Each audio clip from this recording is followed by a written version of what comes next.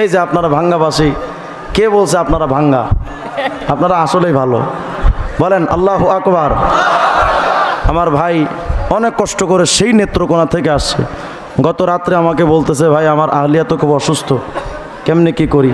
আমরা সবাই দোয়া করি আল্লাহ পাক তার আহলিয়াকে পরিপূর্ণ চিরস্থায়ী সুস্থতা দান করেন। আরো জোরে কোন আমিন। ওনার একটা বাচ্চা হয়েছে কিছুদিন আগে, আল্লাহ পাক যেন যুগের আহমদ বিন হাম্বল বানায় দেন। আমিন। আসতে কোন কামিন। আরো জোরে কোন আমিন। ক্ষমতা দেওয়ার মালিক কে? নেওয়ার মালিক জনগণ, প্রশাসন। ক্ষমতায় জনগণ প্রশাসনের প্রোটেকশন দিয়ে ক্ষমতায় টিকে থাকা সম্ভব? যদি সম্ভব হতো, police, army, RAB, BDR, DGFI, NSI, DB, SB, police, নৌবাহিনী, বিমান বাহিনী, সকল সংস্থার পাওয়ার নিজের অধীনে থাকার পরও আল্লাহর ফায়সালা যখন হয়েছে, শেখ হাসিনা দুপুরের ভাত খাওয়ার টাইম পায় নাই। তাহলে বলেন ক্ষমতার মালিক কে? ক্ষমতা নেওয়ার মালিক কে? এই বিশ্বাস তৈরি হয়েছে তো আপনাদের? তাহলে এখান থেকে আমাদের আগাম ভবিষ্যতের সরকারদেরকেও সবক নেওয়া দরকার। এই বাংলার জমিন আল্লাহর সৃষ্টি। এই জমিনে আইন চলবে কার? আল্লাহর জমিনে আল্লাহওয়ালা বান্দাদের হাতে হাত কড়া লাগিয়ে কোনো জালেম টিকতে পারে না। অতএব অগ্রিম এটা আমাদের সতর্ক হওয়া দরকার। আল্লাহ পাক আমাদের সবাইকে তৌফিক দান করেন। মুহতারাম হাজিরিন, পবিত্র কালামে পাক থেকে একটা আয়াত আমি আপনাদের সামনে তেলাওয়াত করেছি। আজকের মুসলমান জনতা নবীকে চিনে না।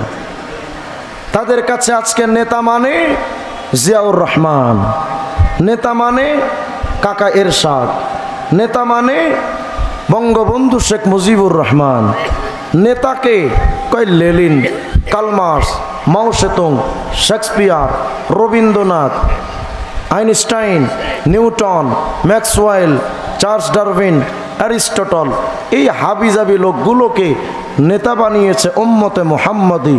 অথচ আমাদের নেতা হওয়ার দরকার ছিল আরবের নবী মুহাম্মদ রাসূলুল্লাহ। আমরা নবীকে নেতা মানি না। আজকে আমাদের কাছে নবী এত গুরুত্বপূর্ণ নয়। অথচ যেই আল্লাহ আমাদেরকে এমন একটা নবী দিলেন, এমন একজন নবীকে আল্লাহ আমাদের জন্য দিলেন, যেই নবী সমস্ত সৃষ্টির সেরা, যেই নবী কায়নাতের সেরা, যেই নবী জিন্নাতের সেরা, যেই নবী ইনসানের সেরা, যেই নবী ফিরিস্তাদের সেরা, এমন একজন নবী আল্লাহ আমাদেরকে দিলেন, যেই নবী আসমানের চেয়েও বড়, যেই নবী জমিনের চেয়েও বড়, যেই নবী সমুদ্রের চেয়েতে বিশাল, যেই নবী এমন এক দামি নবী। শুধু সাধারণ সৃষ্টি কেন, আমাদের নবী সমস্ত নবীদের সেরা। সেই নবীকে আমরা চিনি না। আমাদের কাছে নবী গুরুত্বপূর্ণ নয়, আমাদের কাছে অমুক তমুক নেতা গুরুত্বপূর্ণ হয়ে গেছে। আজকের মুসলমানদের সিদ্ধান্ত নেওয়ার সময় এই বাংলাদেশে জিয়ার বিরুদ্ধে কথা বললে তার ব্যাপারে আইন আছে। যদি এই বাংলাদেশে কেউ বঙ্গবন্ধুর বিরুদ্ধে কথা বলে তার বিরুদ্ধে আইন আছে। তার দলের লোকেরা, জিয়ার সৈনিক, মুজিব সেনারা তাদের নেতার বিরুদ্ধে কটূক্তিকারীদের ব্যাপারে আইন তৈরি করে নিয়েছে। আজকে মুসলমানদের সিদ্ধান্ত নেওয়ার সময় আমার নবীর বিরুদ্ধে যেই কুলাঙ্গার কথা বলবে, সরকার যদি তাদের ব্যাপারে কোনো সিদ্ধান্ত না নেয়, মুসলমানরা জীবন্ত পুঁতে ফেলবে। এমন সিদ্ধান্ত নেওয়ার সময় এখন। কিন্তু আমরা তো নবীকে চিনি না, কেন আওয়াজ উঠাবো? হুজুররা ডাকলে অন্য কেউ আসতে চায় না, কারণ আমরা আমাদের নবীকে চিনি না। চলেন আজকে আমি আপনাদেরকে একটু নবীকে চিনাই। আমাদের নবীকে কিরকম এমন এক দামি নবী আল্লাহ আমাদেরকে দিলেন, অথচ এমন দামি নবী আমরা তো পাওয়ার যোগ্য ছিলাম না। আমরা যেই ইবাদত করি, আমাদের ইবাদতের তুলনায় আগের যুগের নবীর উম্মতরা কত বিশাল ইবাদত করেছেন। এমনও উম্মত আগে অতীত হয়েছে, যারা 1000 বৎসর পর্যন্ত টানা 1000 বৎসর তাহাজ্জুদ নামাজ কোনো মিস হয়নি, এমন উম্মত গেছে 1000 বৎসর তারা দিনের বেলা জিহাদ করেছেন, এমন উম্মত গেছে যারা 1000 বৎসর পর্যন্ত টানা তারা রোজা রেখেছেন, কাজা হয়নি, এমন উম্মত আগের যুগে চলে গেছে। ওই উম্মতের তুলনায় আমাদের তো নেকি নাই, আমাদের তো আমলই নাই। তারা করতেন 1000 বৎসর আমল, আর আমরা কি করি? বাঁচি তো 70 বছর, এর মধ্যে 55 বছর আকিস বিড়ি। কথা হয় না? এক একটা মুরব্বীর দিকে তাকাইলে দেখা যায় বিড়ি টানতে টানতে চাপা চুবা ভাঙ্গা পুরা হিরো আলম ফেল। কথা হয় না? আমাদের আমল কি, তাদের আমল কি? তাদের আমলের তুলনায় আমাদের তো কোনো আমলই নাই, অথচ আমরা এই ক্ষুদ্র আমল করার পরও এমন একজন দামি নবী আল্লাহ আমাদেরকে দিলেন। প্রিয় ভাইরা, আমার নবী আল্লাহ এত দামি হিসেবে তাকে বানিয়েছেন। চলেন না আমি কয়েকটা নমুনা আপনাদের সামনে পেশ করে তারপর মূল কথায় যাই। আস-সিরাজুল মুনির নামক কিতাব 3 নম্বর খণ্ডের 95 নম্বর পৃষ্ঠার বর্ণনা। আল্লাহর নবী এমন দামি নবী ছিলেন, যেই দিন মেরাজে রাতে যেই দিন যাচ্ছেন মেরাজে, আল্লাহর হাবিব মসজিদে হারাম থেকে মসজিদে আকসায় আসলেন। সাল্লা হুয়া ওয়া জিবরাইল কুল্লু ওয়াহিদ রাকাতাইন। জিবরাইল এবং আমাদের নবী 2 রাকাত নামাজ আদায় করলেন। মসজিদে আকসায় গিয়ে নবীও 2 রাকাত পড়লেন, জিবরাইলও 2 রাকাত পড়লেন। নামাজ শেষ হলো। ফাআযানা জিবরাইল আল মালায়েকা, জিবরাইল সমস্ত ফেরেশতাদেরকে ডেকেছেন। আসমান থেকে সমস্ত ফেরেশতা নাযালাত মিনাস সামা, আসমান থেকে সমস্ত ফেরেশতা নামলেন। কেন? ওয়া হাসার লাহু জামিআল মুরসালিন ওয়াল আম্বিয়া, সমস্ত নবীদেরকে আল্লাহ পাক মসজিদে আকসায় হাজির করলেন। কেন? কারণ মসজিদে আকসায় আজকে যিনি আসছেন তিনি মুহাম্মদুর রাসূলুল্লাহ। এমন এক দামি নবী। কোন এলাকায় যদি বিএনপির স্থায়ী কমিটির সদস্য কেউ আসে, ওই এলাকার সকল নেতারা আসে, প্রশাসন আসে, এসপিডিবির সকল লোকেরা আসে। কেন? এমন একজন নেতাকে সম্মান প্রদর্শন করতে হবে। দুনিয়ার মানুষ, আপনার আমার নবী এমন এক দামি মানুষ, যেই নবী মসজিদে হারাম থেকে মসজিদে আকসায় যখন হাজির হলেন, তার সম্মানে আল্লাহ পাক সমস্ত নবীদেরকে হাজির করলেন, সমস্ত ফেরেশতাদেরকে হাজির করলেন। ফাআরাফান নাবিয়্যু আন নাবিয়্যিন, নবী চিনলেন সকল নবীদেরকে। মিন বাইনি কায়েম ওয়া রাকি ওয়া সাজিদ, কোন নবী দাঁড়িয়ে নামাজ আদায় করছেন, কেউ সিজদায়, কেউ রুকুতে, এক একজন নবী এক এক ভাবে নামাজ পড়ছেন। আল্লাহর নবী তাকিয়ে দেখেন, ওই যে আদম, ওই যে ইব্রাহিম, ওই যে নূহ, ওই যে ইসমাইল, ওই যে ঈসা, ওই যে মূসা, নবী সকল নবীকে দেখলেন তারা নামাজের মধ্যে মগ্ন। ফাআযানা মুআজ্জিন, একজন হঠাৎ করে আজান দিয়ে বসলেন। উকিমাতিস সালাহ, নামাজে দাঁড়িয়ে গেল কাতারবন্দি হয়ে। ফাকামু সুফুফা, সমস্ত নবীরা দাঁড়িয়ে গেলেন কাতারবন্দি হয়ে, ফেরেশতারা দাঁড়িয়ে গেলেন কাতারবন্দি হয়ে। ইয়ানতাজিরুনা মাইয়া উম্মুহুম, কিন্তু সবাই আজকে অপেক্ষায় নবীদের নামাজের জামাত, ফেরেশতাদের কাতার, এত দামি আর সম্মানিত নামাজের কাতার আজকে দাঁড়িয়ে আছে মসজিদ আকসায়। কিন্তু এই দামি মজমায় ইমামতি করবে কে? আদম? আরে না, চলে না। ইব্রাহিম? না না, উনিও হয় না। ঈসা মুসা? না, তিনিও হয় না। সমস্ত নবী আর ফেরেশতারা অপেক্ষায়। ইমামতির মুসল্লায় আজকে যাবেটাকে কেউ হিম্মত করে না। এক এক নবী এক একজনের দিকে তাকায়, কে ইমামতি করবে? হযরতে জিবরিল আমিন ফাআখাযা বিয়াদিহি সাল্লাল্লাহু আলাইহি ওয়াসাল্লাম ফাকাদ্দামাহু, আল্লাহর নবী আস্তে করে এসে মুহাম্মদুর রাসূলুল্লাহর হাতটা ধইরা বলেন, মুহাম্মদ, আজকে ফেরেশতাদের জামাত, নবীদের জামাত, এই জামাতে ইমামতি করার যোগ্যতা শুধুমাত্র তুমি মুহাম্মদের। এমন একজন দামি নবী আল্লাহ পাক আপনাকে আমাকে দিলেন, যেই নবীকে আল্লাহ দুনিয়াতেই ইমামুল আম্বিয়া বানালেন, ইমামুল মালাইকা বানালেন। শুধু তাই নয়, সহিহ বুখারী 2496 নম্বর হাদিসটা তালাশ করেন। রাসূল বলছেন, ফাআকুনু আউওয়ালা মান তানশাক্কু আনহুল আরদ, কিয়ামতের ময়দানে সিংহায় যখন ফুৎকার দিবে, সবাই তো কবর থেকে উঠবে, কিন্তু ওই কিয়ামতের সর্বপ্রথম কবর থেকে যিনি উঠবেন তিনি কে জানো? আমি মুহাম্মদুর রাসূলুল্লাহ। আজকে তো ওই নবীকে তোমার নেতা হিসেবে পছন্দ হয় না, তুমি অমুক তমুককে নেতা মানো। তবে শোনো, দুনিয়াতে তোমরা যাদেরকে নেতা মেনেছো, কিয়ামতের ময়দান নবী কেমন নেতা? জামে তিরমিজির হাদিস, আল্লাহ রাসূল বলেন, আনা সাইয়্যিদু ওয়ালদি আদম ইয়াউমাল কিয়ামা, কিয়ামতের ময়দানে আমি মুহাম্মদ শুধু বাংলাদেশি মানুষের জন্য নয়, শুধু ভারত পাকিস্তানের জন্য নয়, ও দুনিয়ার মানুষ জানো, বাবা আদম থেকে নিয়ে শুরু করে কিয়ামতের আগ পর্যন্ত যত মানুষ দুনিয়া দুনিয়াতে আসবে, সমস্ত মানুষের নেতা আল্লাহ আমি মুহাম্মদকে কিয়ামতে বানাবে। ওয়াবিয়াদি লিয়াউল হাম, আমি মুহাম্মদের হাতে একটা প্রশংসার পতাকা থাকবে, ওয়ালা ফখর, আমার কাছে একটা প্রশংসার পতাকা থাকবে।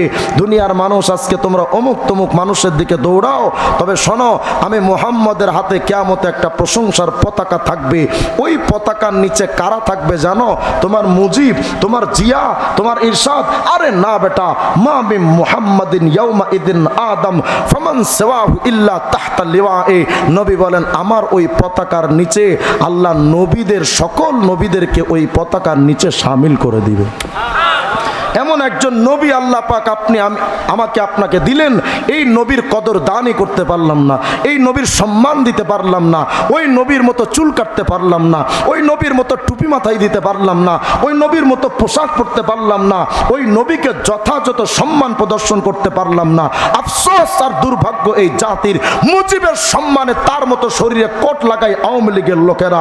আজকে যারা মেসি আর নেইমারকে যারা পছন্দ করে, তাদের মতো চুল কেটে স্টাইল করে, তাদের প্রতি সম্মান প্রদর্শন করে। আফসোস এই জাতির জন্য। এই জাতি যদি মুহাম্মদ আরবিকে সম্মান করত, তাহলে সর্বপ্রথম নবীর মতো সুন্নাত মেনে জীবন যাপন করত। কিন্তু আমরা নবীর মতো সুন্নাত, নবীর সুন্নাত আমরা পালন করতে পারি না। আমাদের কাছে মুজিব সেরা, আমাদের কাছে জিয়া আসে না, আমাদের কাছে মুহাম্মদের দরুদ ভালো লাগে না, আমাদের কাছে ভালো লাগে জয় বাংলা। কথা কয় না? এখন জয় বাংলাও জয় বাংলা হয়ে গেছে। কথা হয় না? আমাদের কাছে নবীর বিষয়গুলো পছন্দ হয় না। তুমি আমি নবীকে সম্মান করতে পারি না। তবে শোনো, তুমি আমি নবীকে সম্মান না করলে আমার নবীর কিচ্ছু আসে যায় না, কারণ আল্লাহ নিজে তার নবীকে সম্মানিত করেছেন। কেমন সম্মান দিয়েছেন দেখেন। সমস্ত নবীদেরকে আল্লাহ পাক কোরআনে কারীমের মধ্যে ডেকেছেন এক সিস্টেমে, সমস্ত নবীদেরকে ডাকার স্টাইলটা আল্লাহর একরকম, কিন্তু আমাদের নবীকে ডাকার স্টাইলটা আর এক রকম। দেখেন আদমকে আল্লাহ কেমনে ডাকেন, ইব্রাহিমকে কেমনে ডাকেন। পুরা কোরআন শরীফ খোঁজেন তো দেখবেন আল্লাহ আদমকে ডাকছেন ইয়া আদম উসকুন আনতা ওয়া যাওজুকাল জান্নাহ, ইয়া নূহ ইহবিত বিসালামিন মিন্না ওয়া বারাকাতিন আলাইক। আল্লাহ ডাকলেন ইয়া ইব্রাহিম কদ সাদ্দাকতার রুইয়া। কোথাও ডাকলেন ইয়া জাকারিয়া, ইয়া ইয়াহইয়া খুদিল কিতাবা বিকুওয়া। কোথাও ডাকলেন ইয়া জাকারিয়া ইন্না নুবাশশিরুকা বিগুলামিন ইসমুহু ইয়াহইয়া। কোথাও ডাকলেন ইয়া দাউদ ইন্না জাআলনাকা খলিফাতান ফিল আরদি ফাহকুম বাইনান নাস বিল হক ওয়া লা তাত্তাবিউল হাওয়া। কোথাও ডাকলেন ওয়ামা তিলকা বিয়ামিনিকা ওয়া ইয়া মূসা। কোথাও ডাকলেন ইয়া ঈসা ইন্নী মুতাওয়াফিকা ওয়া রাফিউকা ইলাইয়া। সমস্ত নবীদেরকে ডাকলেন এক স্টাইলে, ইয়া আদম, ইয়া নূহ, ইয়া ইব্রাহিম, ইয়া ইয়াহইয়া, ইয়া জাকারিয়া, ইয়া দাউদ, ইয়া মূসা, ইয়া ঈসা। সকল নবীদেরকে আল্লাহ ডাকলেন এভাবে। কিন্তু আল্লাহর কসম, শতবার কসম করে বলি, পুরা কোরআন শরীফে কোথাও পাবেন না আল্লাহ তার নবীকে এভাবে ডেকেছেন ইয়া মুহাম্মদ। কোথাও পাবেন না। যেখানেই আল্লাহ তার নবীকে ডেকেছেন কিভাবে জানেন? ইয়া আইয়ুহান নবী হাসবুকাল্লাহ। সুবহানাল্লাহ, আসতে বলেন আপনারা। ইয়া আইয়ুহার রাসূল বাল্লিগ মা উনজিলা ইলাইকা মির রাব্বিক। কোথাও ডেকেছেন ইয়া আইয়ুহাল মুজাম্মিল, কোথাও ডেকেছেন ইয়া আইয়ুহাল মুদ্দাসসির, কোথাও ডেকেছেন ইয়াসিনুল কুরআনিল হাকিম। সকল জায়গায় আল্লাহ তার নবীকে সম্মানের সাথে, অন্য নবীদেরকেও ডেকেছেন সম্মানের সাথে, কিন্তু আমাদের নবীকে আল্লাহ ডেকেছেন স্পেশাল সম্মান দিয়ে। ইয়া আইয়ুহান নবী, ইয়া আইয়ুহার রাসূল, ইয়া আইয়ুহাল মুজাম্মিল, ইয়া আইয়ুহাল মুদ্দাসসির। কোথাও ডাকলেন না ইয়া মুহাম্মদ। তবে হ্যাঁ, যেখানেই মুহাম্মদ শব্দ আল্লাহ নিয়েছেন সাথে সাথে সম্মান দিয়েছেন রাসূলুল্লাহ বলে। দেখেন না কোরআন শরীফের আয়াত, মা কানা মুহাম্মাদুন আবা আহাদিম মির রিজালিকুম ওয়ালাকিন রাসূলুল্লাহি ওয়া খাতামুন নবিয়্যিন মুহাম্মাদুর রাসূলুল্লাহ ওয়াল্লাযীনা মা'হু আশিদ্দাউ আলাল কুফার রুহামাউ বাইনাহুম মা কানা মুহাম্মদ ওয়া মা মুহাম্মাদুন ইল্লা রাসূল কদ খালাত মিন ক্বাবলিহির রাসূল। সকল জায়গায় আল্লাহ তার রাসূলকে এত সম্মান দিয়ে ডাকলেন। আফসোস, আল্লাহ নিজে তার নবীকে সম্মান দিতে জানে, কিন্তু আমরা নবীকে সম্মান দিতে জানি না। আল্লাহ তার নবীকে দুনিয়ার পাঠিয়েছেন, অন্য নবীদেরকে পাঠালেন শুধু নির্দিষ্ট লিমিটেড অঞ্চলে। আল্লাহ সকল নবীদেরকে পাঠিয়েছেন তার নিজের গোত্রের কাছে, সম্প্রদায়ের কাছে। আমাদের নবীকে কেমন জায়গায় পাঠিয়েছেন শোনেন। আল্লাহ নূহের ব্যাপারে বলেন, লাকাদ আরসালনা নূহান ইলা কওমিহি, আমি নূহকে পাঠালাম তার কওমের দিকে। ইব্রাহিমের ব্যাপারে বলেন, ওয়া তিলকা হুজ্জাতুনা আতাইনাহা ইব্রাহিম, আমি ইব্রাহিমকে আমার হুজ্জত দান করেছি আলা কওমিহি, নিজের কওমের কাছের জন্য। ওয়া ইলা আদিন আদিন আখাহুম হুদা, হুদকে পাঠিয়েছি তার কওম আদ জাতির কাছে। ওয়া আতাইনা মূসাল কিতাবা ওয়া জাআলনাহু হুদাল লিবানি ইসরাঈল, আমি মূসাকে পাঠিয়েছি বনি ইসরাঈলদের কাছে। সমস্ত নবীদেরকে আল্লাহ পাঠিয়েছেন নিজের স্বজাতির কাছে। আর আমাদের নবীর বেলায় আল্লাহ বলেন, নবী ওয়ামা আরসালনাকা ইল্লা কাফাতাল লিন্নাসি বাশীরা ওয়া নাযীরা, নবী আমি আল্লাহ আপনাকে শুধু কুরাইশ বংশের জন্য পাঠাই নাই, শুধু মক্কার মদিনার জন্য পাঠাই নাই, শুধু আরব স্টেটের জন্য আমি পাঠাই নাই, শুধু আরবের 22টা রাষ্ট্রের জন্য আপনাকে পাঠাই নাই। নবী আমি আল্লাহ সকল মানুষের জন্য আপনাকে পাঠিয়েছি। শুধু সকল মানুষের জন্য আল্লাহ পাঠাননি। পবিত্র কোরআন শরীফ খুঁজেন, আল্লাহ বলছেন, নবী আলহামদুলিল্লাহি রাব্বিল আলামিন, সমস্ত জগতের রব আমি আল্লাহ। ভাবতেছেন হুজুর জগৎ তো শুধু দুনিয়া, এর বাহিরে আরো কোনো জগৎ আছে নাকি? আরে ভাই, বাংলাদেশ পৃথিবীটা তো ছোট্ট একটা ক্ষুদ্র এক গ্রহ মাত্র, এর বাহিরে বহু জগৎ আছে। যদি খুঁজতে চান বিজ্ঞানকে জিজ্ঞেস করেন, এই পৃথিবীটা যত বড়, মাথার উপরে টাকার ছোট্ট এক কয়েনের মতো সূর্য, ওই সূর্যটা পৃথিবীর চাইতে আরো 13 লক্ষ গুণ বড়। সূর্যটা যত বড়, আকাশে একটা তারকা আছে, বিগ বস এক তারকা, ইউআই স্কুটি নামক ওই তারকা, ওই তারকাটা পৃথিবীর চাইতে 13 লক্ষ গুণ বড়। যেই সূর্য, ওই সূর্যের চাইতে ওই তারকা আরো 500 কোটি গুণ বড়। এতই একটা তারকা। এমন 1 লক্ষ থেকে 2 লক্ষ কোটি তারকা গ্যালাক্সির মধ্যে থাকে। এমন বিরাট বিরাট গ্যালাক্সি, 15,000 কোটি গ্যালাক্সি আবার গ্যালাক্সি গুচ্ছের মধ্যে থাকে। এমন 15,000 কোটি গ্যালাক্সি গুচ্ছ আবার মহা গ্যালাক্সির মধ্যে থাকে। তো জগৎ কতগুলো আল্লাহ পাকের আছে, এ তো শুধু প্রথম আসমানের নিচে, দ্বিতীয় আসমান, তৃতীয় আসমান, সপ্তম আসমান, জমিন, কত জগৎ আল্লাহর, লৌহ কলম, আরশ কুরসি, কত জগৎ আল্লাহ পাকের আছে। আল্লাহ বলেন, নবী আলহামদুলিল্লাহি রাব্বিল আলামিন, যতগুলো জগৎ আছে সকল জগতের রব আমি আল্লাহ, আর সকল জগতের রহমত আপনি মুহাম্মদ রাসূলুল্লাহ। আল্লাহ তার নবীকে এতটা সম্মান দিলেন, এতটা সম্মান দিলেন। আমরা তো জানি আমাদের নবী শুধু আখিরি নবী, এটা জানি না? কত কয় না? আমরা তো জানি আমাদের নবী শুধু শেষ নবী, এতটুকুই তো জানি। কিন্তু বানিয়ে দারুল দেওবান আল্লামা কাসেম নানুতুবি রহিমাহুল্লাহ একটা কিতাব লিখেছেন, তাহযীরুন নাস। কিতাবটা খুলে দেখেন, প্রতিটা পৃষ্ঠায় তিনি এটা প্রমাণ করেছেন, আমাদের নবী শুধু আখিরি নবী না, আমাদের নবী শুধু আখিরি নবী না, আমাদের নবী আসলি নবী। অন্য নবীরা আরজি নবী। কি অর্থ? আমাদের নবীকে আল্লাহ নবুয়ত দিয়েছেন সরাসরি, অন্য নবীদেরকেও আল্লাহ নবুয়ত দিয়েছেন কিন্তু আমাদের নবীর মধ্যস্থতায়। সুবহানাল্লাহ। আমাদের নবীকে আল্লাহ পাক নবুয়ত দিয়েছেন সরাসরি। আমাদের নবীকে একদিন জিজ্ঞেস করা হয়েছে, নবী মাতা কুনতান নবিয়্যা, আপনি কখন থেকে নবী? আমাদের নবী বলেন, সাহাবীরা আমি কখন থেকে নবী শুনতে চাও? আরে শোনো, আনা নবিয়্যুন ওয়া আদামু বাইনার রূহি ওয়াল জাসাদ, এই আমি তো তখন থেকে নবী যখন আদমকে সৃষ্টি করা হচ্ছে। তাহলে আমাদের নবী প্রথম নবী, আমাদের নবী শেষ নবী। আল্লাহ কেমন সামঞ্জস্যতা দিলেন! আল্লাহ বুঝাইলেন, নবী হুয়াল আউয়াল ওয়াল আখির ওয়াজ যাহির ওয়াল বাতিন, আমি আল্লাহ প্রথম, আমার আগে কিচ্ছু নাই, আমি আল্লাহ শেষ, আমার পরে কিচ্ছু নাই। আল্লাহ বুঝাইতে চান, নবী আমি আল্লাহ যেমন প্রথম, আমি আল্লাহ যেমন শেষ। নবুয়তের দিক থেকে নবী আপনিই প্রথম, আপনিও শেষ, আপনার আগে কোনো নবী নাই, আপনার পরে কোনো নবী নাই। সুতরাং এই জামানায় কাদিয়ানীরা যারা নবুয়তের দাবি করেছে, টাটকা বেঈমান। আমাদের নবীর পরে আর কোন নবী হতে পারে? আমাদের নবীকে আল্লাহ কতটা সম্মান দিলেন। আজকে এমন দামি এক নবীর ব্যাপারে সমালোচনা করে কারা? নাস্তিক আসাদ নূরের মতো চুনোপুটিরা। আমার নবীকে নিয়ে সমালোচনা করে কারা? নাস্তিক মুফাসসিলের মতো কিছু মানবরূপী হায়নারা। আমার নবীকে নিয়ে ব্যঙ্গচিত্র করে কারা? ফ্রান্সের ম্যাক্রোরা। তবে আল্লাহ বলেন, নবী আরে টেনশন কইরেন না, আমি আল্লাহ কি করেছি জানেন? ইন্না নাহনু নাযালনা যিকরা ওয়া ইন্না লাহু লাহাফিজুন। নবী কালামুল্লাহ, কোরআন, এটা নাজিল করলাম আমি আল্লাহ, হেফাজতের জিম্মাদার কিন্তু আমি আল্লাহ। নবী ওটা তো আমার কালামুল্লাহ, আর আপনি তো আমার হাবিবুল্লাহ। কালামুল্লাহর হেফাজতের জিম্মাদার যেমন আমি আল্লাহ, ও রাফা'না লাকা যিকরাক, নবী আমি আল্লাহ আপনার ইজ্জতের হেফাজত করনেওয়ালা। সারা দুনিয়ার মানুষ যদি আমার নবীকে নিয়ে কটূক্তি করে, আমার নবীর এক 4 পয়সার ক্ষতি হবে না। তবে আমরা এ কথা সুস্পষ্ট করে বলি, এই বাংলাদেশে নবীর ইজ্জতের হেফাজত যদিও আল্লাহ করবেন, কিন্তু উম্মত হিসেবে আমাদেরও দায়িত্ব আছে। এই বাংলাদেশে যেমন এরশাদের সৈনিক আছে, জিয়ার সৈনিক আছে, মুজিবের সৈনিক আছে, এই জাতির জেনে রাখা উচিত এই বাংলাদেশে নবীর প্রেমিক আছে। এটা বোঝার আগে ছোট্ট একটা উদাহরণ শোনেন। এই এলাকায় অনেক ছেলেরা মেয়েদের সাথে প্রেম করে না? কথাগণ করে না? করে। দেখবেন এই ছেলেরা কি করে, যেই মেয়ের সাথে প্রেম করে ওই মেয়ের নামের শুরু অক্ষর আর নিজের নামের শুরু অক্ষর ওয়ালের মধ্যে লেখে। মনে করেন ফর এক্সাম্পল মাসালান S+M লেখে না? মনে হয় আপনারা জানেন না, বুড়ো মানুষ জানে, যুবকরা জানে না। লেখে S+M, মানে ওই যুবকটা বোঝাতে চায় আমি এই মেয়েটাকে বড্ড ভালোবাসি, এই জন্য আমার নামের পাশাপাশি আমি ওর নামের শুরু অক্ষর লিখলাম। এটা শুধু রাস্তাঘাটে না, বাথরুমেও দেখা যায় লিখে রাখছে। কথা কয় না? এটা দুনিয়ার যেমন ভালোবাসার সিস্টেম। এবার আল্লাহ কি বলেন নবীকে, দেখেন নবী, আমি আল্লাহ আপনাকে বড্ড ভালোবাসি।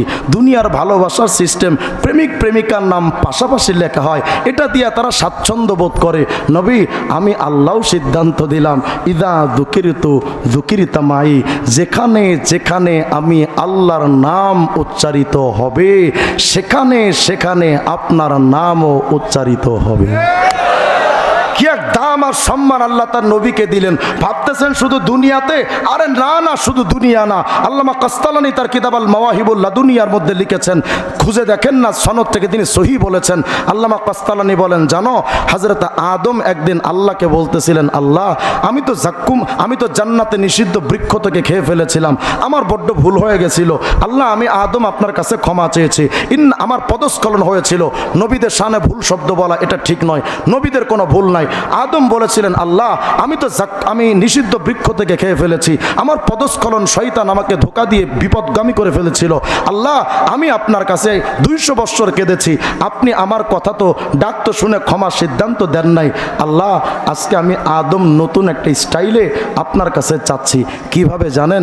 ইয়া রব আসআলুকা বিহাক্কি মুহাম্মদ, আল্লাহ আমার মুহাম্মদের নামের ওসিলাই মাফ করে দেন। আল্লাহ পাক তাকে জিজ্ঞেস করলেন, ইয়া আদম, আদম ওয়া কাইফা আরাফতা মুহাম্মাদা, তুমি মুহাম্মদকে চিনো কেমনে? ওয়ালাম আখলুকুহু, আমি আজও পর্যন্ত তো মুহাম্মদকে দুনিয়াতে সৃষ্টি করে পাঠাই নাই, তুমি মুহাম্মদের নামটা জানো কেমনে? কোথায় শুনেছো তার নাম? হযরত আদম বলেন, আল্লাহ লাম্মা খলাকতানি বিয়াদিকা ওয়া নাফাখতা ফিয়া মির রূহিকা, যখন আপনি রূহের জগৎ আমার বানাইলেন না, সৃষ্টি করে আমার ভেতরে যখন সম্মানের রূহটা যখন ফুঁকে দিলেন, আমি যখন রূহটা পেলাম তখন হাঁটতে শিখলাম, ধরতে শিখলাম, বলতে শিখলাম, শুনতে শিখলাম, দেখতে শিখলাম।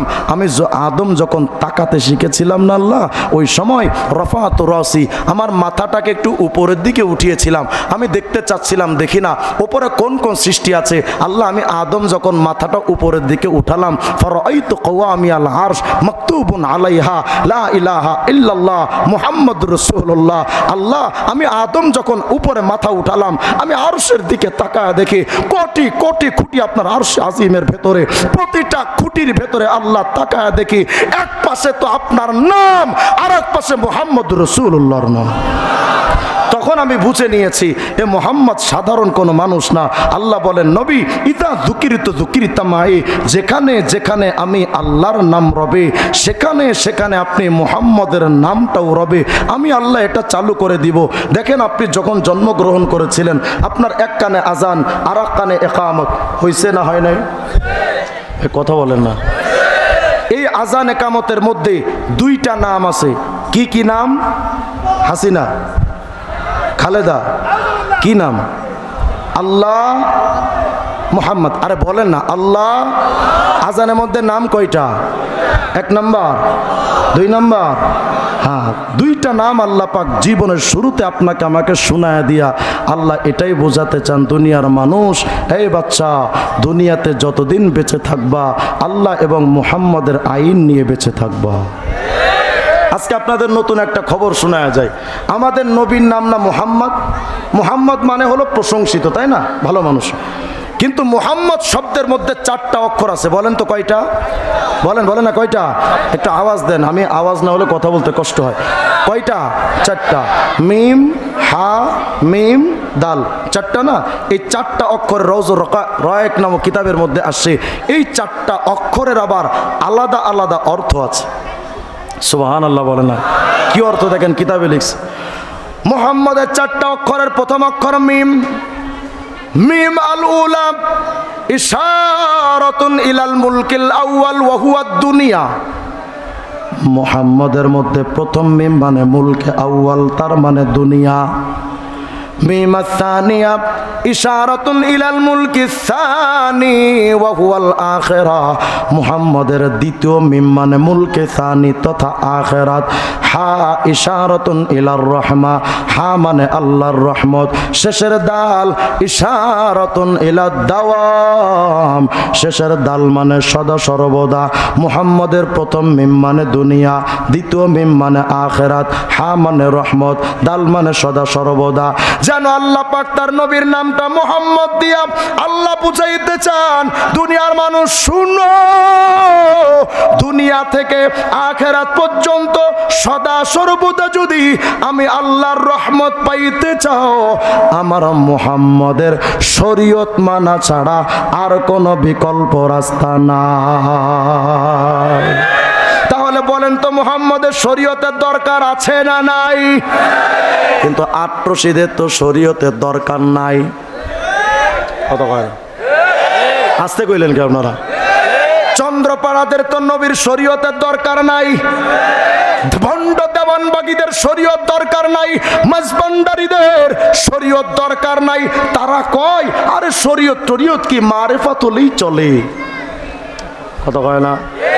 বলেন তো যারা মুহাম্মদের শরীয়ত মানে না, মুসলমান না বেঈমান? এরা আবার আমাদের নিয়ে এরা আবার একটা গান বানাইছে, কয় মুর্শিদ মুর্শিদ যে করছে জপ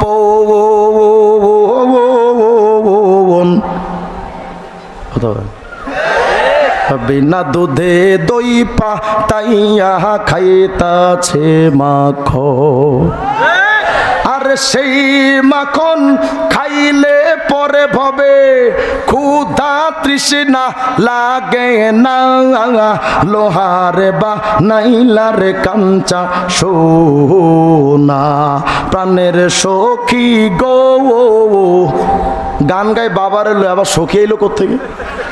বলেন এরা যে তার সেরা, এদের বউরা যদি জানতো ঘর থেকে বাইরে দিত এদের। এরা কয় কি গানটা গাইলো, গানটা কত সুন্দর সুর দিয়ে গায়, চমৎকার, কিন্তু গানের মধ্যে কত মারাত্মক কুফরি কথা জানেন? বলে যেই ব্যক্তি বাবা বাবা জিকির করবে, মুর্শিদ মুর্শিদ জিকির করবে, সে মাখন দই ছাড়া মাখন খেতে পারবে। মানে যারা পীর তথা গুরু ভজন করবে, গুরুর ইবাদত আর পূজা করবে, তারা শরীয়ত ছাড়া মারেফত পাবে।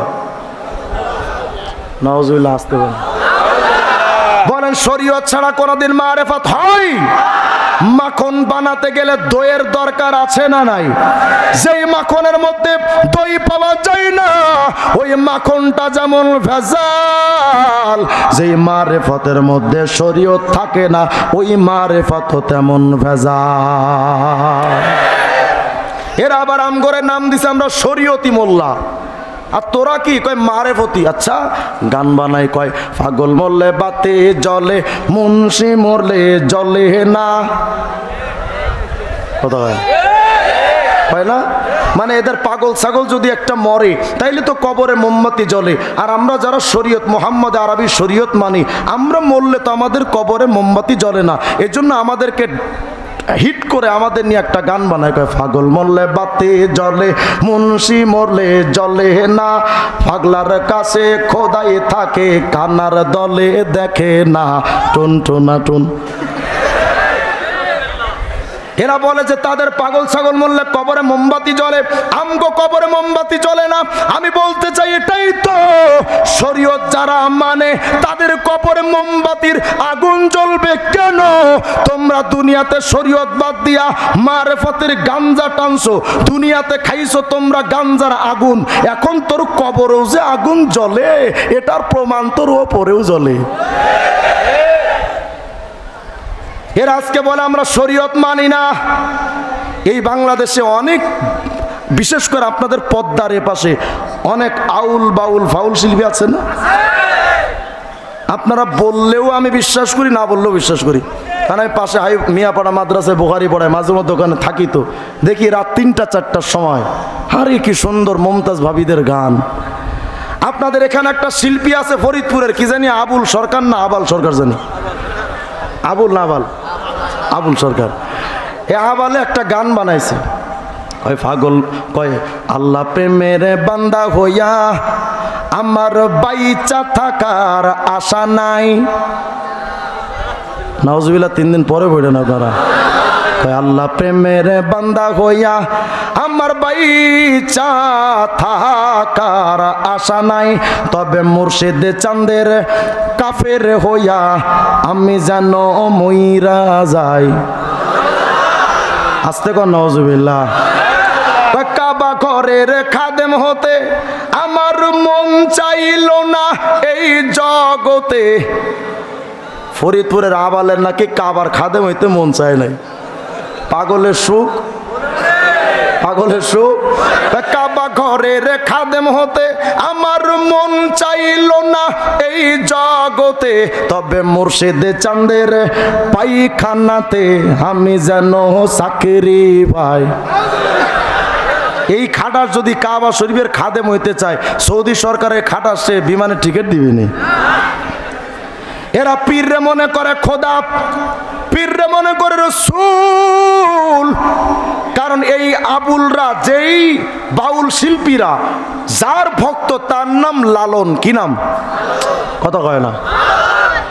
আমি যে বললাম ওরা পীররে খোদা মনে করে, এটার প্রমাণ নেন। কারণ ওদের বই থেকে প্রমাণ না দিলে আপনারা তো বিশ্বাস করবেন না। এই যে দেখেন আমার কাছে একটা বই দেখতে পাচ্ছেন, বইটার নাম অখণ্ড লালন সঙ্গীত। এটা লালনবাদের একটা বই।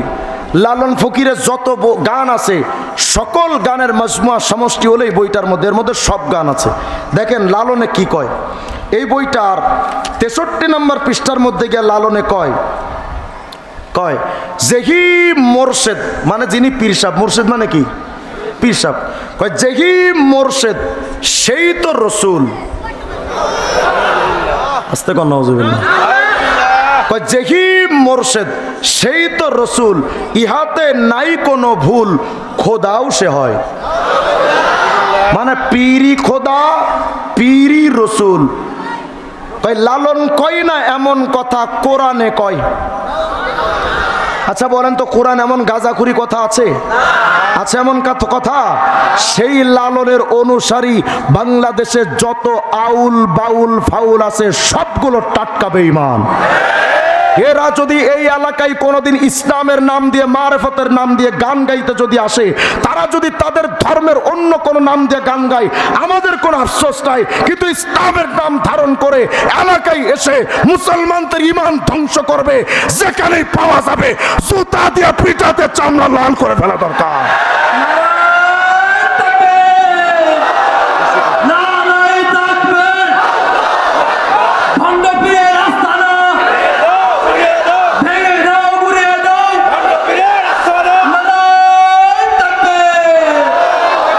কথা বললে আমাদের ব্যাপারে কিছু লোকে আবার বলবে, হুজুর আপনারা তো মাজার বিরোধী লোক। আল্লাহর কসম করে বলি, আমিও পীরপন্থী মানুষ, আমি পীরের মুরিদের বাহিরে না, পীরের বিরোধিতা আমরা করি না।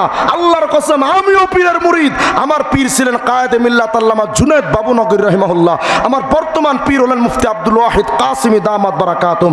এই অঞ্চলে মুফতি আব্দুল গফফার সাহেব হুজুর আছেন, জাফর আহমদ সাহেব আছেন, ইসমতুল্লাহ কাসিমি সাহেব আছেন। তারাও তো পীর, উনাদের বিরোধিতা প্রশ্নেই আসে না। বরং উনাদের মজলিসে যাওয়ার জন্য আমি রিজওয়ান রফিকি প্রায় মাহফিলে এই এলাকায় এসে দাওয়াত দেই। পীর বিরোধী মানুষ আমি না, বাজান আল্লাহর কসম। কিন্তু আমি স্পষ্ট করে বলি, পীরের মানে যদি হয় পীরের পায়ে সেজদা দেওয়া, পীর মানে যদি হয় পীরের কাছে সন্তান চাওয়া, পীর অর্থ যদি হয় পীরের কাছে ভাগ্যের পরিবর্তনে আবেদন করা, এগুলো পীর নয়, টাটকা বেঈমান। এদের সাথে মুসলমানের কোনো সম্পর্ক থাকতে পারে? দেখেন এতক্ষণ তো লিখলো মুর্শিদ খোদা, মানে যে কোনো পীর খোদা। আচ্ছা বলেন, পীররা যদি খোদা হয় তো বাংলাদেশে পীরের সংখ্যা যদি হয় 20,000, তাহলে 20,000 খোদা। আস্তে কর নাউজুবিল্লাহ। বলেন এই আকীদা তাওহীদের আকীদা না শিরকি আকীদা?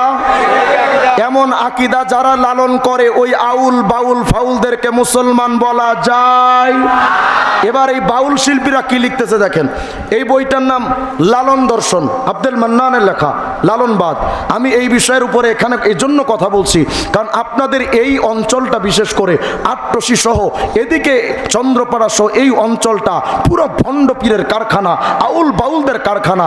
আমার কাছে বাউল মতবাদের অনেকগুলো বই আছে, এই যে একটা বাউল সাধনা, এদিকে দেখবেন মহত্তা লালন, এগুলো সব আউল বাউল ফাউলদের গান, তাদের বই দেখেন। তো এতক্ষণ তো লালন বলল পীরই খোদা, এবার লালনের অনুসারী এই বাউলরা কি কয় দেখেন। লালন দর্শন বইয়ের 103 নম্বর পৃষ্ঠা বলছে, আগে এটা বুঝার আগে বলেন চিরন্তন শাশ্বত মূল সত্তা কে? আর আসতে বলেন আপনারা। যিনি চিরন্তন চিরঞ্জীব, যিনি কখনো মরবেন না, এমন কোন সিফাত কোন মানুষের হতে পারে না। চিরন্তন সিফাতটা একমাত্র কার? যিনি মরবেন না তিনিই চিরন্তন, তিনিই চিরসত্তা। দেখেন এরা কি কয়, লালন দর্শন 103 নম্বর পৃষ্ঠা, এই বাউল শিল্পীরা লিখেছে, লালনকে কোনো ঐতিহাসিক ব্যক্তিত্ব রূপে ধরে নিয়ে আমরা এগোতে পারি না। আমাদের কাছে তিনি তথা লালন চিরন্তন শাশ্বত মূল সত্তা, মানে লালনই খোদা। বলেন এই আকীদা যে বাউল শিল্পীরা লালন করে, এই বাউলরা আসল বাউল না ফাউল? এরা মুসলমান না বেঈমান?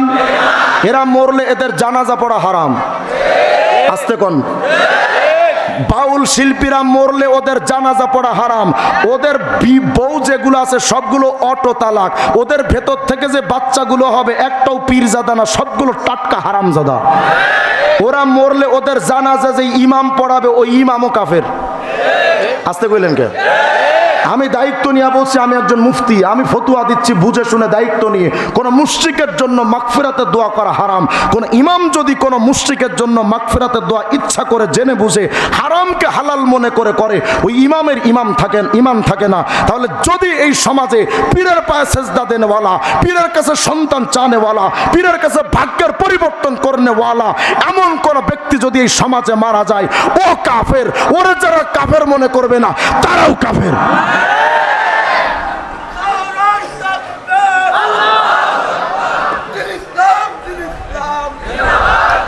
এবার দেখেন, বসো আর একদিন কইও।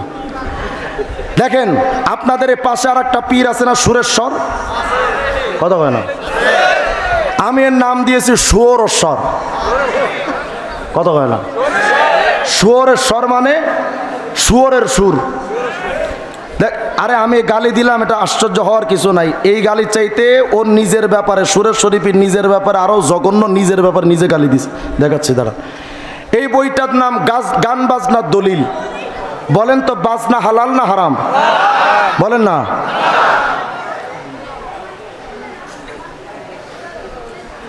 বলেন গান বাজনা হালাল না হারাম?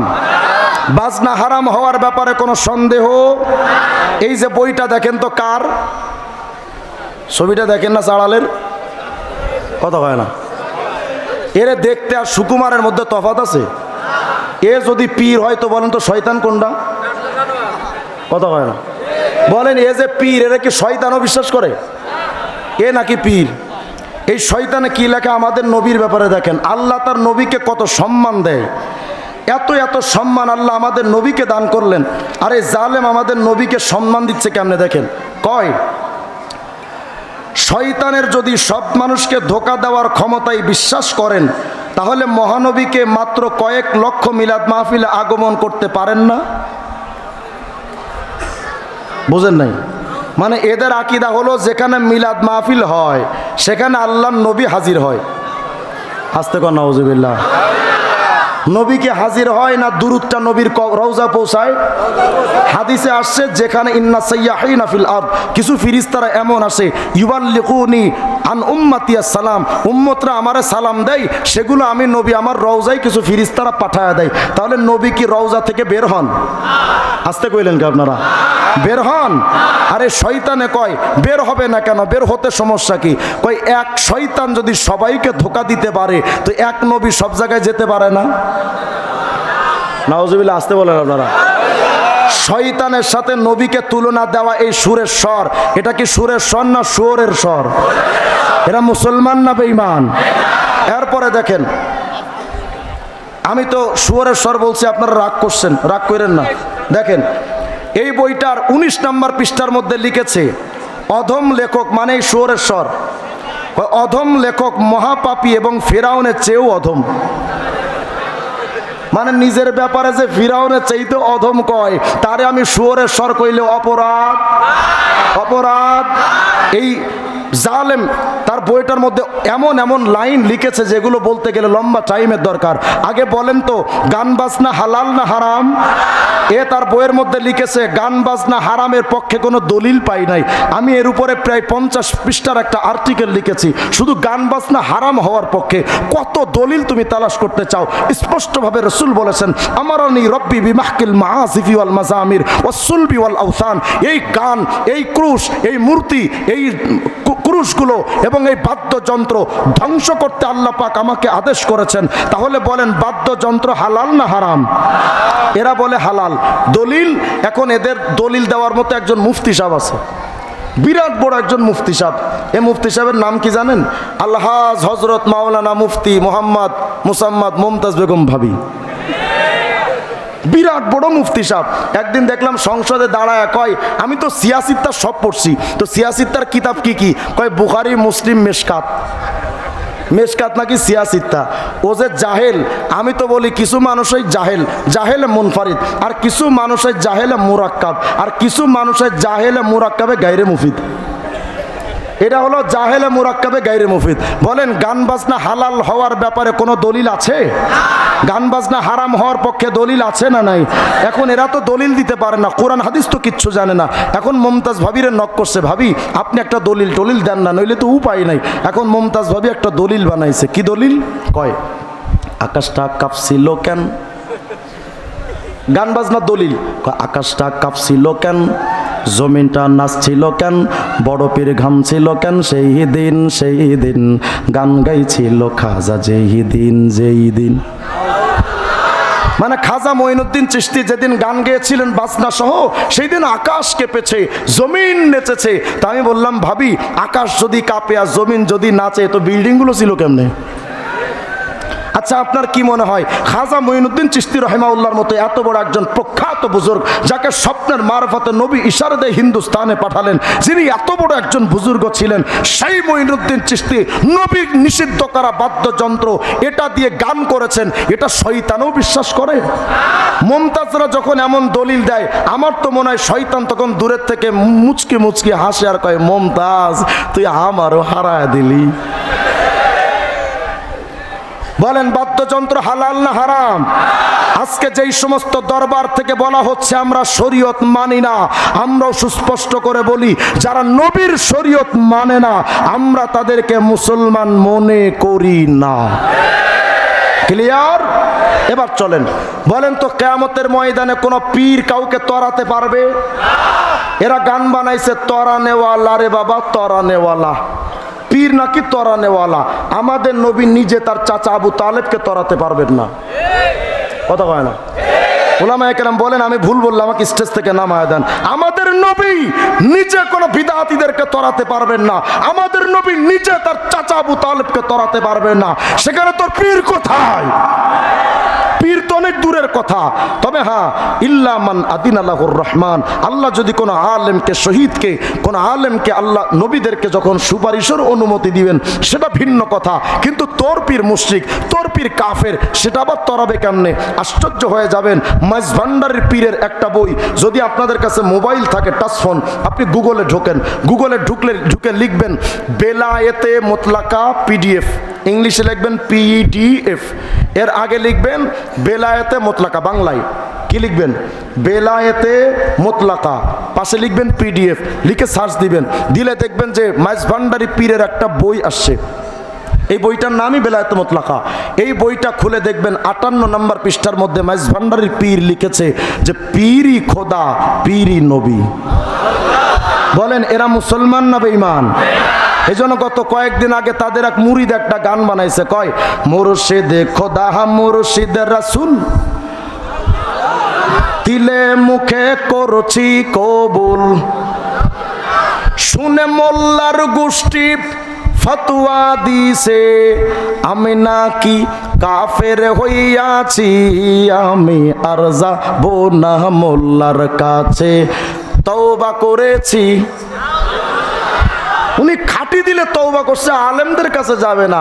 আমি বললাম বেটা, আলেমদের কাছে যাইতে ভাগ্য আর কপাল লাগে, হারামজাদাদের কপালে কোনোদিন আলেমদের সোহবত নসিব হয় না।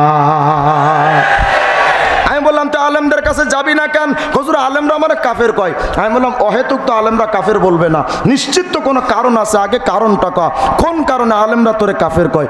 হুজুর আমি গানের মধ্যে একটু বলছিলাম পিরি খোদা পিরি নবী, এই এতটুকু বলছি হুজুর, আর আলেমরা আমার কাফের কয়ে দিছে। আমি বললাম আচ্ছা, তুই তো পীর রে খোদা বলবি, রসুল বলবি, আলেমরা তোমারে কাফের বলবে না, আব্দুল কাদের জিলানি কইবনি? বলেন যারা পীররে খোদা মনে করে, রসুল মনে করে, মুসলমান না বেঈমান? আই মুমিন, নবীর সুন্নাত বাদ দিয়া কোনো পীর মুরিদি হয় না। আসতে কইলেন কে? যেই পীরের দরবারে নবীর সুন্নাত নাই, ওটা নবীর দরবার, ছক্কানি কোনো পীরের দরবার হতে পারে না। যেই পীরের কাছে নবীর সুন্নতে ভরপুর, তিনিই হলেন আসল হাকিকতে পীর।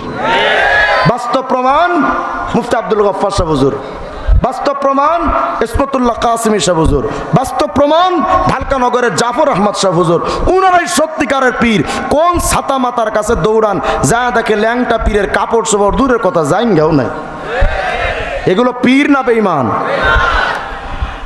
আল্লাহ পাক আমাদের নবীর শরীয়ত এতটা দামি বানালেন, আল্লাহ বলেন নবী এই দুনিয়ার মানুষ শুনো, আল্লাহ যেন বোঝাইতে চান আমার মুহাম্মদ, নাম হলো মুহাম্মদ, এই মুহাম্মদের 4টা অক্ষর দিয়ে আমি আল্লাহ বোঝাতে চাইলাম, দুনিয়া থেকে আখেরাত পর্যন্ত সদা সর্বদা যদি আমি আল্লাহর রহমত পাইতে চাও, মুহাম্মদের শরীয়ত মানা ছাড়া আর কোনো বিকল্প রাস্তা নাই।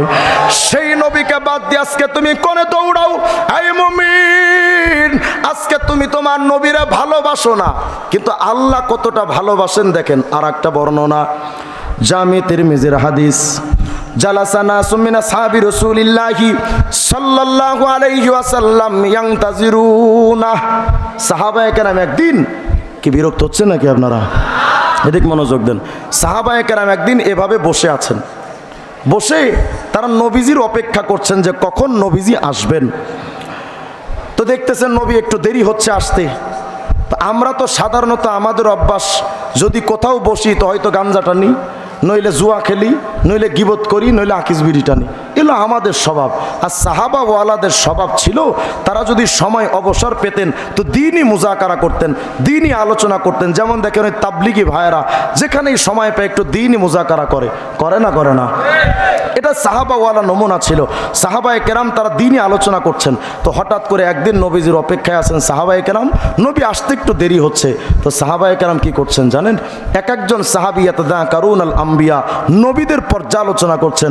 একজন কয়, এ সাহাবীরা জানো জানো, ইন্নাল্লাহ ইত্তাখাযা মিন খালকিহি খলিলা ইত্তাখাযা মিন ইব্রাহিমা খলিলা, এই জানো ইব্রাহিমকে দামি নবী, সমস্ত নবীদের মধ্যে আল্লাহ একজনকে বানিয়েছেন খলিলুল্লাহ, সমস্ত মাখলুক থেকে আল্লাহ একজনকে বানিয়েছেন খলিলুল্লাহ। তিনি কে জানো? তিনি হলেন হযরত ইব্রাহিম। কি দামি নবী হযরত ইব্রাহিম, যাকে আল্লাহ সবার মধ্যে আলাদা করে খলিলুল্লাহ বানিয়েছেন। কি দামি নবী হযরত ইব্রাহিম।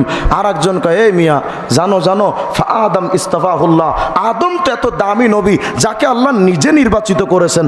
আর একজন কয়, এ মিয়া জানো জানো, মুসা কাল্লামাহু তাকলিমা, মুসা আলাইহিস সালাম তেমন দামি নবী, সব নবীদের সাথে আল্লাহ কথা বলেছেন জিব্রাইলের মাধ্যমে, আর মুসার সাথে আল্লাহ কথা বলেছেন সরাসরি। তো কি দামি নবী মুসা কালিমুল্লাহ। আর একজন কয়, এ মিয়া ফাইসা কালিমাতুল্লাহি ওয়া রূহ, ঈসা তো আল্লাহর কালিমা। কেউ কয় মুসা কালিমুল্লাহ, কেউ কয় ঈসা রূহুল্লাহ, কেউ কয় আদম সফিউল্লাহ, কেউ কয় ইব্রাহিম খলিলুল্লাহ। হঠাৎ ওখানে নবীজি আসলেন, ফাসাল্লামা আলাইহিম, নবী এসে সাহাবীদেরকে সালাম দিয়ে বলছেন, এই সাহাবীরা, হ্যাঁ তোমরা না আদমের প্রশংসা করো, ইব্রাহিমের প্রশংসা করো, মুসা ঈসার প্রশংসা করো। শোনো সাহাবীরা, হ্যাঁ আদম সফিউল্লাহ ওহুয়া কাযালিক, ইব্রাহিম খলিলুল্লাহ ওহুয়া কাযালিক, মুসা নজিউল্লাহ আও কালিমুল্লাহ ওহুয়া কাযালিক, ঈসা রূহুল্লাহ ওহুয়া কাযালিক। এই সাহাবীরা, হ্যাঁ আদম তো সফিউল্লাহ, ইব্রাহিম তো খলিলুল্লাহ, মুসা তো কালিমুল্লাহ, ঈসা তো রূহুল্লাহ, মগর আমি মুহাম্মদ হাবিবুল্লাহ। হাবিব, উলামায়ে কেরাম স্টেজ ভরা, আমি ভুল বললাম আমাকে শুধরে দিয়েন। আল হাবিব আরবি লুগাত খুলে দেখেন, আল হাবিব বামানাল মাহবুব, আল্লাহ বুঝাতে চান নবী আপনি আমার হাবিবুল্লাহ।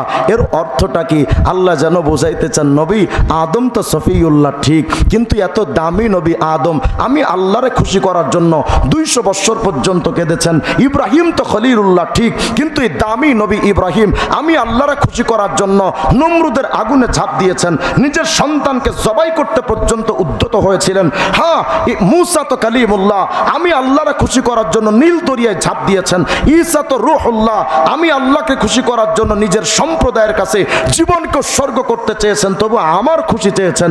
আল্লাহ বুঝাতে চান নবী কালিমুল্লাহ বলো, রূহুল্লাহ বলো, খলিলুল্লাহ বলো, সফিউল্লাহ বলে, ও নবী সবাই তো আমি আল্লাহরে খুশি করতে পাগল, আর আমি আল্লাহ ঘোষণা দিচ্ছি ওয়ালা সাউফা ইউতিকা রব্বুকা ফাতারদা, নবী আমি আল্লাহ নিজে আপনারে খুশি করতে চাই।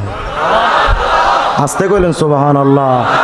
ও নবী আমি আল্লাহ আপনারে খুশি করতে চাই। আর আমি আশ্চর্য হয়ে যাবেন শুনে, আল্লাহ বলেন ইউসাব্বিহু লিল্লাহি মা ফিস সামাওয়াতি ওয়া মা ফিল আরদ, সমস্ত সৃষ্টিকুল জিকির করে কার? আস্তে কোন? সকল সৃষ্টিকুল জিকির করে কার? আর আমাদের নবী আল্লাহ পাক যেই আল্লাহর সকল সৃষ্টি জিকির করে, আল্লাহ কার জিকির করে জানেন? সুবহানাল্লাহ। আল্লাহ বলেন নবী ইন্নাল্লাহা ওয়া মালাইকাতাহু ইউসাল্লুনা আলান নবী, নবী সমস্ত সৃষ্টি জগৎটা আমি আল্লাহর জিকির করে, আর আমি আমার সব ফেরেশতাদেরকে নিয়ে তোমার সালাতের জিকির করি। আস্তে কোন সুবহানাল্লাহ। আরে আপনি কোরআন শরীফ খুলেন তো দেখবেন আল্লাহ বলছেন ফাযকুরুনি আযকুরকুম ওয়াশকুরুলি ওয়ালা তাকফুরুন। আল্লাহ বলছেন দুনিয়ার মানুষ আমি আল্লাহর জিকির করো, আমি রিটার্ন ব্যাক তোমার জিকির করব, তুমি আমার জিকির করবা, আমি আল্লাহ তোমার স্মরণ করব, তুমি জিকির করবা একলা, আমি আল্লাহ জিকির করব একলা, তুমি যদি ভরা মজলিসে আমি আল্লাহর জিকির করো, আমি ফেরেশতাদের ভরা মজলিসে তোমার জিকির করব। কিন্তু পার্থক্যটা কি জানেন? আল্লাহ তার নবীকে এতটা ভালোবাসেন, আল্লাহ বুঝাইতে চান নবী যদি আমার নামে কেউ একবার জিকির করে, আমি আল্লাহ সাথে তার নামে একবার জিকির করি। আর আমাদের নবী বলেন উম্মতেরা আল্লাহ আমারে কতটুকু ভালোবাসে, মান সাল্লা আলাইয়া ওয়াহিদা সাল্লাল্লাহু আলাইহি 70 মাররা, আল্লাহর জিকির করবা একটা, আল্লাহ তোমার জিকির করবেন একবার। কিন্তু আমার উম্মত যদি আমার নামে একবার দরুদ শরীফ পড়ে, আল্লাহ ওই উম্মতের নামে রহমতের 70 বার জিকির করে। কি দামি নবী আপনি আমি পাইলাম। সেই নবীর বাদ দিয়া তুমি মেসিয়া নেইমারের মতো চুল কাটো কপাল পোড়া, সেই নবীর মাথার টুপি বাদ দিয়া তুমি তোমার মতো চলছো কপাল পোড়া, সেই নবীর পোশাকের স্টাইল বাদ দিয়া বিদেশি প্রভু লাল কুত্তাদের মতো পোশাক পরো কপাল পোড়া, ওই নবীর মতো খাইতে তুমি জানো না, গরু ছাগলের মতো আজও পর্যন্ত তুমি খাও, নবীর সুন্নাত তরিকা শোয়ারটা তুমি জানো না, নবীর কোন সুন্নাত তুমি পালন করতে পারো না, তুমি কতটা কপাল পোড়া। তবে হ্যাঁ আমি তোমার কাছে প্রশ্ন করি, শেখ হাসিনার সামনে যদি দাঁড়াও, মাথায় যদি তোমার দাড়ি পাল্লা সিলমোহর থাকে, শেখ হাসিনা তোমার ঘরে ঢুকতে দিবে না, কারণ জামাত ইসলামকে সহ্য করতে পারে না। আবার খালেদার সামনে যদি মাথায় নৌকার সিল নিয়ে যাও, খালেদা জিয়া তোমার ঘরে ঢুকতে দিবে না। এই যদি হয় দুনিয়ার নেতাদের হালত, আমি তোমার কাছে জানতে চাই, আওয়ামী লীগের কাছে বিএনপি নেতার সিল চলে না, বিএনপির কাছে আওয়ামী লীগের নেতার প্রতীক চলে না, তো মুহাম্মদ আরবির সামনে দাড়ি টুপি নূর ছাড়া কেমনে দাঁড়াইবা? কেমনে দাঁড়াবেন আমাকে বলেন? তোমার মাথায় টুপি নাই, তোমার গায়ে পাঞ্জাবি নাই, তোমার মুখে দাড়ি নাই। আরে আফসোস আর দুর্ভাগ্য, আজকে মানুষ দাড়িটাকে ছেড়ে দেয়, কেন বলে সুন্নাত। আরে সুন্নাত তো এগুলো আর কি কাজে লাগে? দাড়ি আজকে নাকি লাগে না? আল্লাহর কসম করে বলি, দাড়ি রাখা সুন্নাত যে বলে সে মিথ্যাবাদী। আল্লাহর কসম করে বলি, দাড়ি রাখা সুন্নাত যে বলে সে মিথ্যাবাদী। আবার কসম করে বলি, দাড়ি রাখা সুন্নাত যেই লোকটা বলে সে টাটকা মিথ্যাবাদী। পৃথিবীর আহলে সুন্নাত জামাতের কোনো কিতাবে নাই। আমি চ্যালেঞ্জ করলাম, কারণ এই দাড়ির উপর আমি কয়েকশো কিতাব তাহকিক করেছি।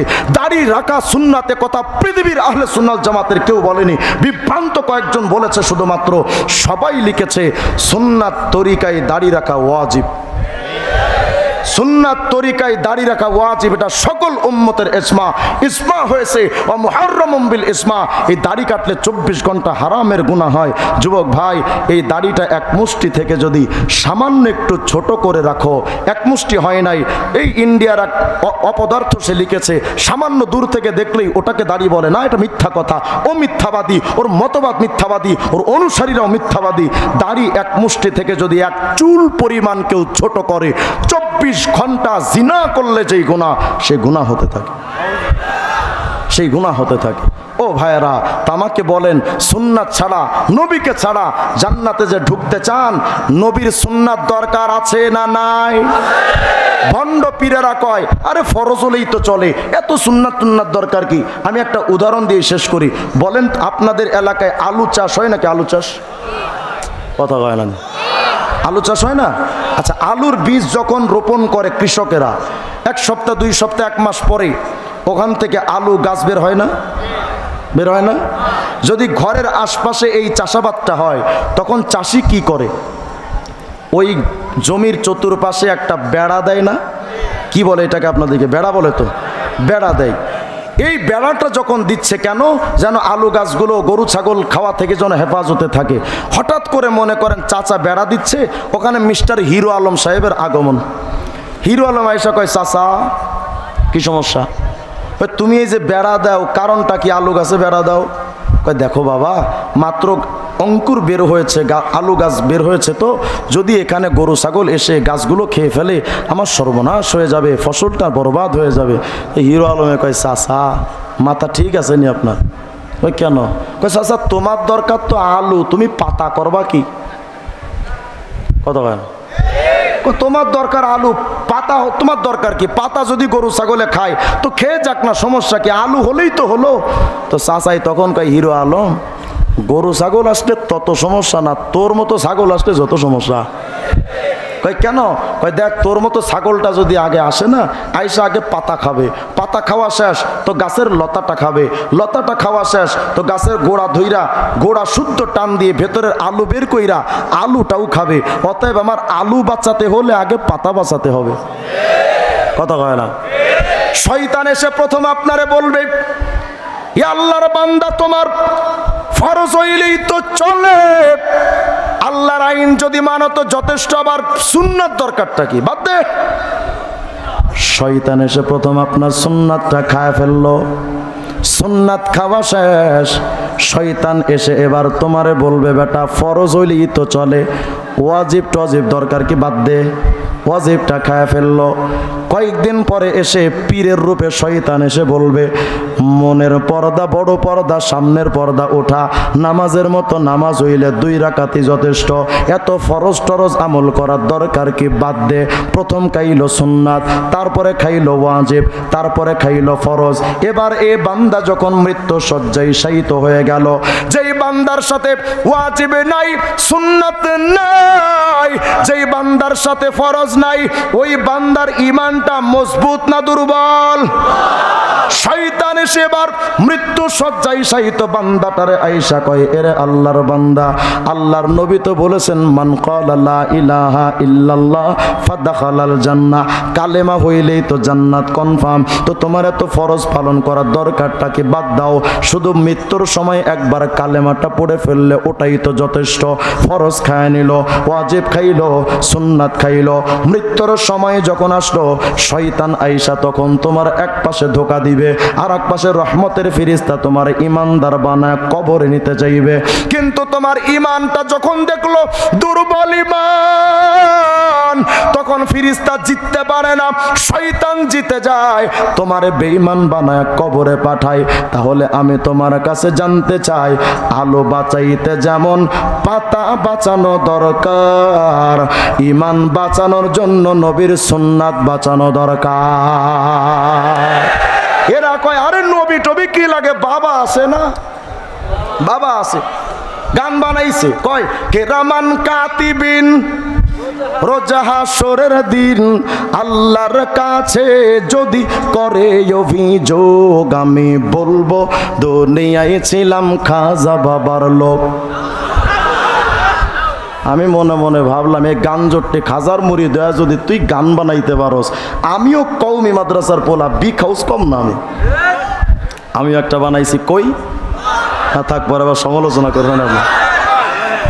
কেরামান কাতিবিন পাইবে যেদিন তোরা যারা ছিলি খাজা বাবার লোক, তোদের জুতা মাইরা কইব জাহান্নামে ঢো। এই খাজা মানে খাজা মঈনুদ্দিন চিশতি না, আপনাদের ফরিদপুরের খাজা, কথা কয় না।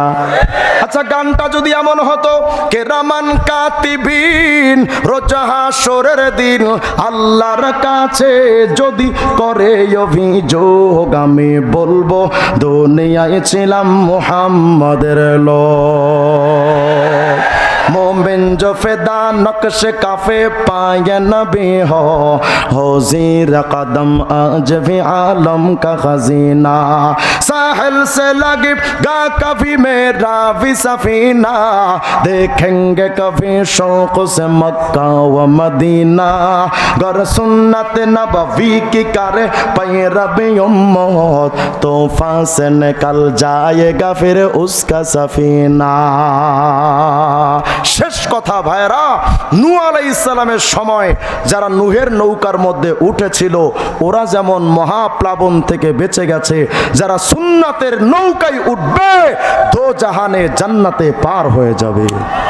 করব তো আমল ইনশাআল্লাহ। এই সুন্নাতগুলো শিখবো কোথায়? আসছে নাকি হুজুর? মাদানি আসছে?